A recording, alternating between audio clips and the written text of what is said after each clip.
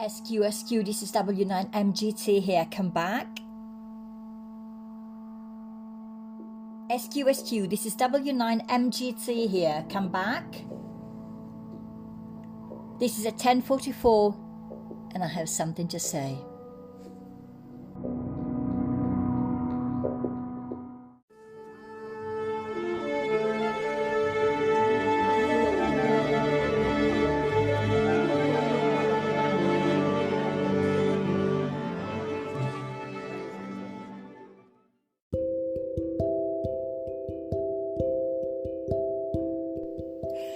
Hello, happy Friday again. So what do I want to talk about today? I'm thinking about an evolution of my thinking when I looked at my natal chart. I am a Libra rising, Libra sun, and I've got a moon in Capricorn. But I think that the most important thing is that I do have a square between my sun in Libra and my moon in Capricorn, and it is almost a 0 degrees. So it's like a very strong positioning. And I'm wondering if that stops a lot of the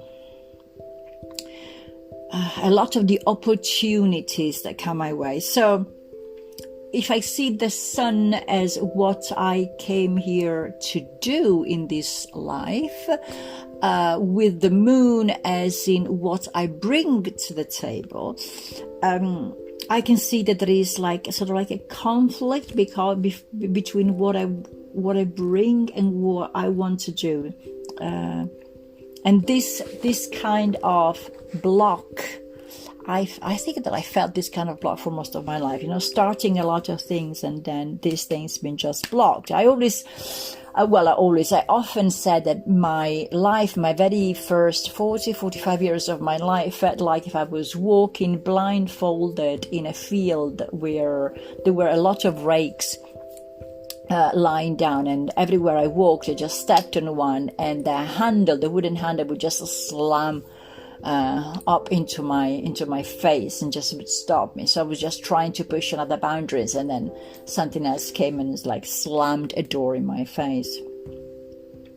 But also I think that if I try and see this tension instead as a dynamic transformation and opportunity, things somehow might work. There is also, I think, probably a very good ability of bringing the unconscious up to a conscious level, which is good.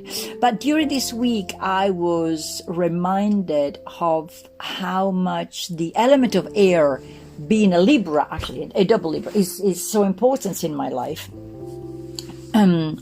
Air to me is not just seen as communication and messages and wind, or sort of like winged animals that bring messages to me, but it's really a web of very fine filaments where I can actually see that there is a lot of connection. So air to me is denser, metaphorically, than what actually is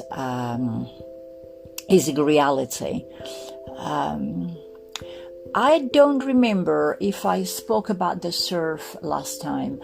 So one of the images that I had at the end of last week was me sitting on a surf in the middle of the oceans, having like the beach in my back, and I'm sitting there on this surfboard, and the sun is really hot, and it's a beautiful, amazing day. It's a blue sky, but there is absolutely no wind, and there is absolutely no waves. There are absolutely no waves, and I felt a sense of intense frustration. Because of course there was a sense of entitlement and a kind of, I've paid for this holiday, I bought the board, I flew over there to the beach, I'm here, I've done my part. On the other hand, though, the universe doesn't meet me halfway, doesn't come to me, and I found that it was highly frustrating. Is there a sense of entitlement, though? Because I've done my part. So we are expecting something in return. And this led me to, I don't remember exactly his name. Was it Mo something?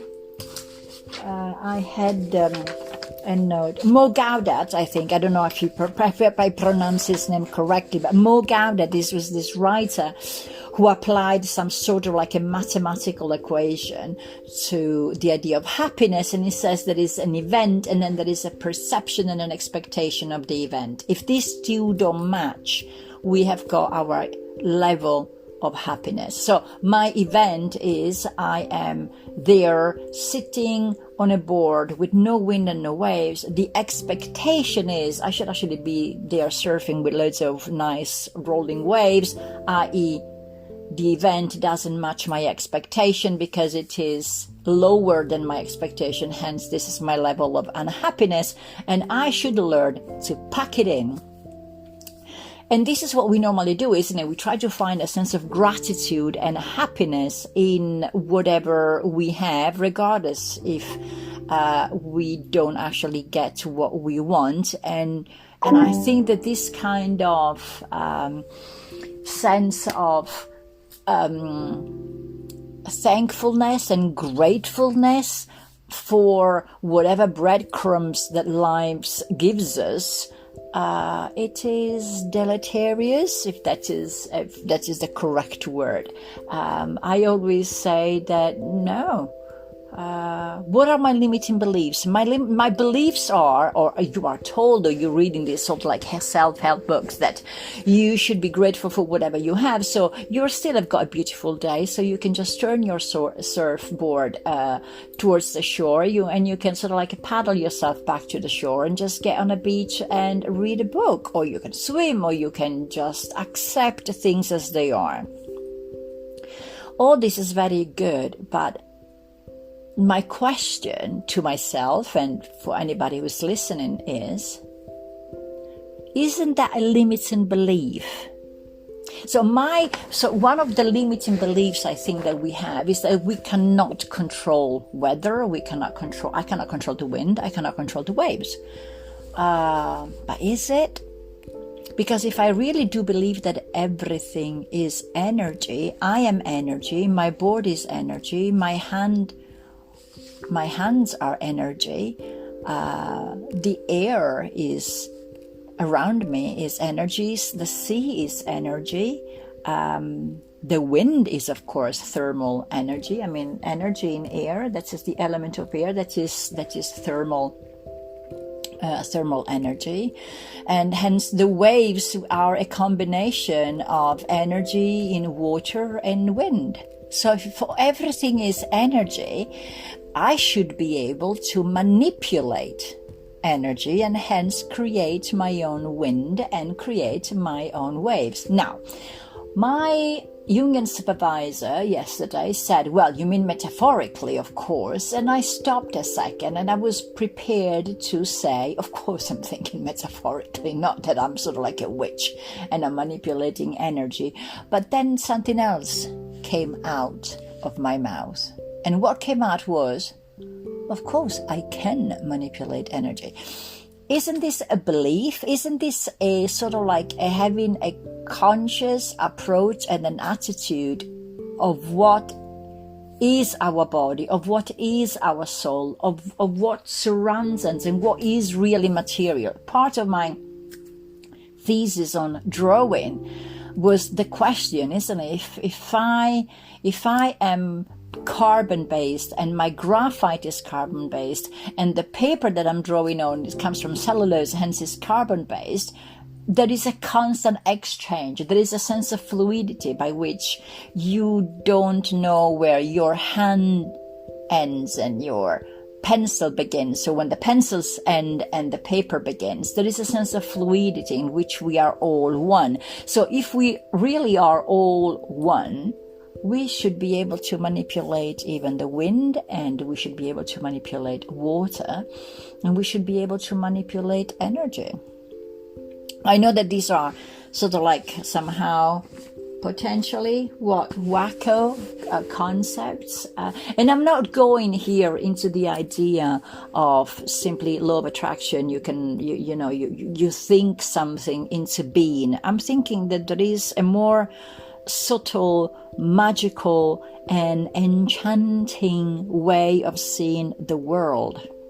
And I'm not talking about working against the energies or against the inner intrinsic energies and properties that materials and elements have.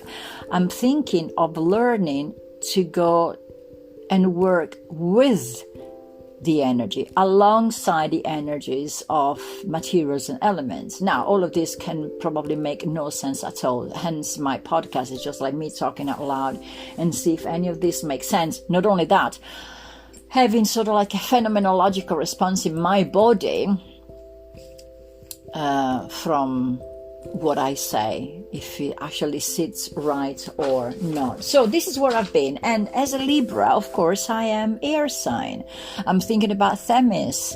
Themis had a sword. Sword, of course, is representation of the element of air, for example, in the tarot decks.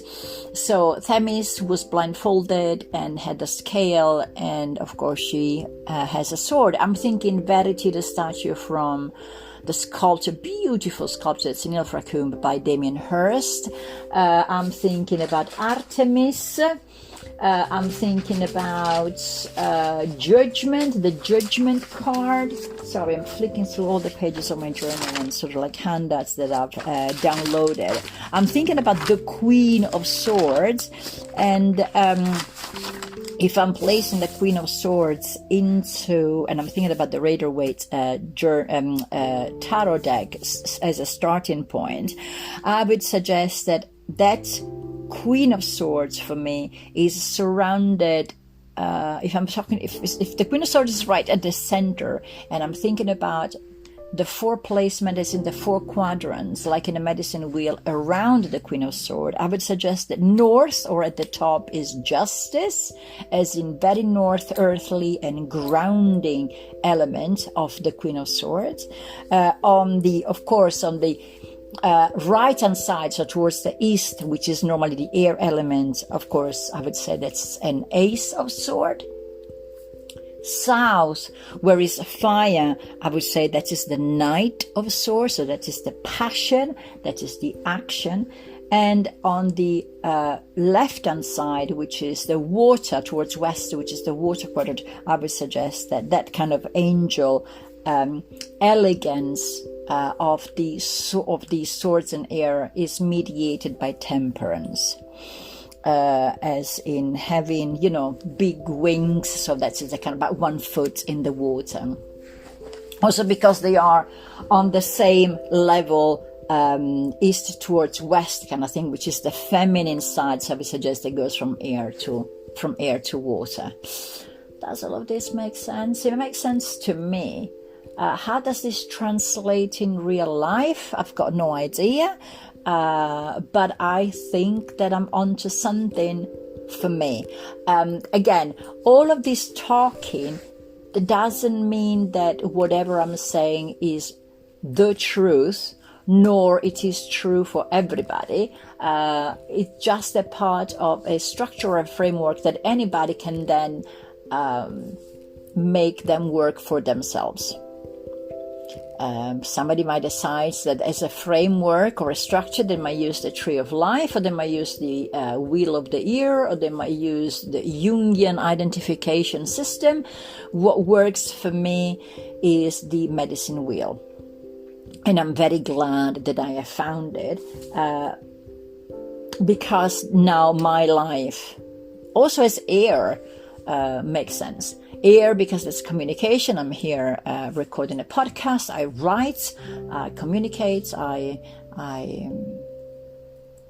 plan a lot, and that is all part of the air structure and the air element. I'm also listening to a beautiful audiobook, and shoot me now, I don't remember the writer who wrote the book, but the title of the book, if anybody is interested, is Extraordinary Knowing. Extraordinary Knowing. Let me just see if I can do this very quickly. Switching on my laptop. And yeah, of course, you can get another clinky things. Extraordinary Knowing. It's a beautiful book written by... Okay, so the whole title is Extraordinary Knowing. Skepticism, Science, Skepticism, and the Inexplicable Powers of the Human Mind. And that's the author is Elizabeth Lloyd Meyer, who is a PhD, and I think she's a Freudian therapist or analyst. Published by Random House, who I think is a Penguin Random House. So Elizabeth Lord Meyer, PhD, is an internationally known psychoanalyst, as I said, researcher and clinician. So she comes from a very structured Freudian scientific approach, and then some strange things and synchronicity and coincidence happen in her life, and she wrote this beautiful book. So if you're interested in extraordinary knowing, i.e. working with the power and the magic of the mind and enchantment, have a look at her book. Having said that, I'm saying to anybody who's listening, I'm saying bye, and I shall speak to you next Friday. Ciao!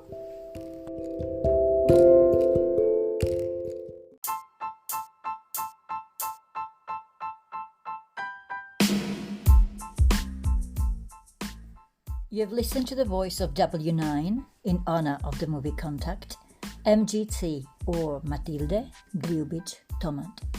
I'm mainly a researcher, an artist, a writer, and an existential psychotherapist based in the UK. You might want to check my website at matildetomat.com, that is matildetomat.com, and my Instagram account. This was W9MGT here, over and out.